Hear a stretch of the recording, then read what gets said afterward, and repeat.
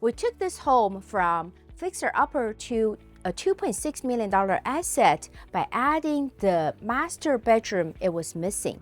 Equity lives in the improvements that nobody else wants to touch. New house flippers walk into properties looking for cosmetic wins, but the real money is in solving structural problems that changes how a home lives and feels. I'm going to break it all down for you exactly how we did it so you can stop playing small and start adding real value. The front yard was pretty much dead. We put in new grass and also a lot of plants and mulch to make it look welcoming. And on the building structure, we replaced the window and also put in a fresh coat of paint, so now the home looks very modern and updated. There's hedge on the outside of the building, and I usually don't like hedges because they make the home look dated. But in this case, the hedges are in the perfect height and they also provide a lot of privacy. So I decided to keep it, and I think it looks really good. In this living room, we added a lot of recessed lights because I always want to make sure that the living space is bright enough. And we also replaced the windows, replaced the flooring, and then the focal point of the living room is this fireplace. It already has nice moldings, so we just painted it and make sure it looks fresh. And then we replaced the window with this French door, so there's easy access from the living room to the outdoor space.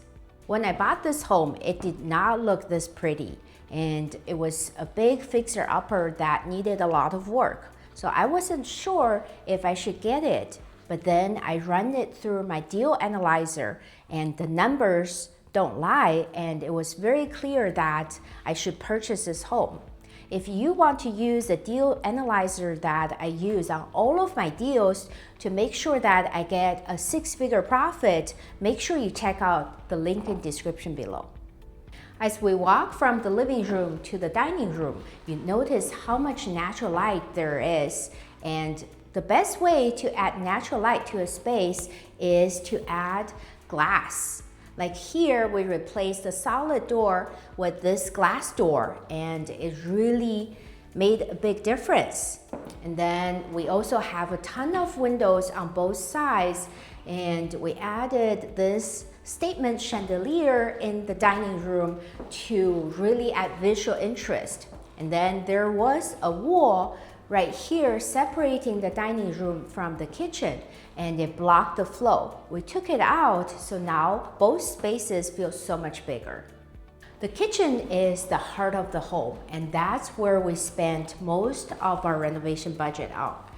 We put in all new cabinets. I usually like to use shaker cabinets in the suburbs, but here we chose these flat panel cabinets that look very modern and very unique.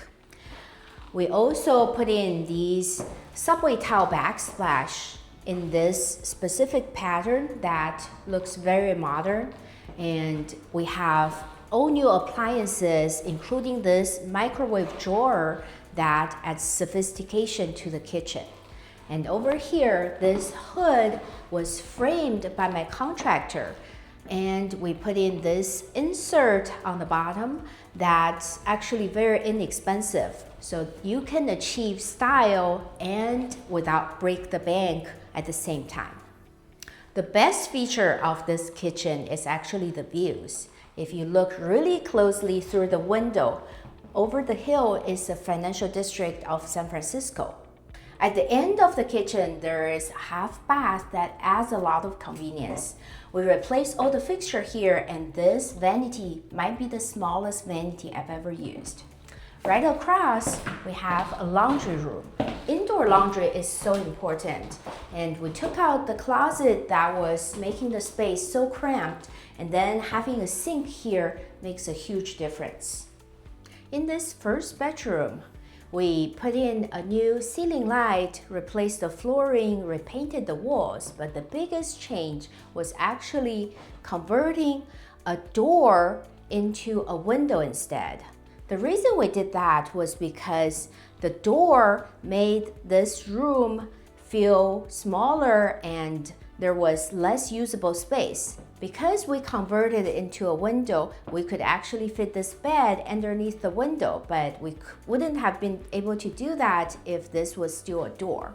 So that's something you want to consider when you are renovating a bedroom. This guest bathroom was almost twice as big, and it was fully renovated, so I really thought about keeping it as is. Because this home only had 1.5 bathroom and there was no master bathroom, so we decided to actually divide the space into 2. So now we have a pretty much standard size guest bathroom, just with all new finishes and fixtures, new tiles, new vanity, mirror, and light, and it looks very updated. But then I'm going to show you the rest of the space. This is our new master bedroom, and this is where I put in so much thought and we did so much work, because there was no attached bathroom before. So we had to use the part of the guest bathroom to create this new master bathroom, and there was still not enough space, so we used the reach-in closet that was here too. And now we have a really nice sized new bathroom with a full-size shower, and everything in here from the tiles to the vanity are completely new and look very modern. But because we got rid of that closet, you cannot have a master bedroom without a closet. So we decided to add another closet on this side. That's actually a really good sized walk-in closet. But how were we able to do that? We actually had to borrow this whole space from another bedroom right next to it. So this other bedroom was actually the biggest room in the house. But it was kind of unfortunate that we couldn't really turn it into the master bedroom because we couldn't get it attached to a bathroom. So we decided to carve out a whole big space in the back to give part of it to the new master bedroom as closet, and then also added another walk-in closet for this room itself. So now both bedrooms have good walk-in closets, and we were able to create a new master bedroom from this too. We have a really sizable backyard, which is rare because we're in the hills and there's a lot of sloped areas, but this is completely flat, which is really nice. And we divided into a few different seating areas, which would be perfect for entertainment. And we also painted the red tiles to this gray color so it's more neutral. This fireplace is actually in the back of the fireplace in the living room, and it creates a very cozy seating area that's going to be great for some outdoor parties, and it will be nice when the weather's cooler too. We have a lower area where we put in some new plants and mulch to make it more family friendly. But my favorite part of this backyard is actually down this hill. All of this area is part of the property as well. It's sloped, so it's harder to utilize, but there are a ton of trees here and a lot of coverage, so you don't really see neighbors and it's completely secluded. So now you've seen how we were able to add a new master bedroom to this home to increase the value. In this next video, I'm going to show you how we were able to add a half bath so all the guests can have access to a bathroom too. I'll see you there.